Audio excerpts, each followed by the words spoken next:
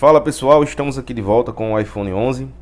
Já separamos as placas dele aqui porque a gente fez uma análise antes, né, de separar na parte superior da cara A e não estava o curto nela, né? Então a gente fez a separação aqui, né?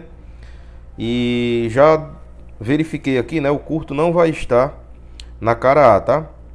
Daqui a pouco eu vou demonstrar a vocês aqui, vou conectar na fonte, mas não está na cara A. Já verifiquei que vai estar aqui na cara B. Então a gente vai ter que alimentar a placa cara B aqui, tá?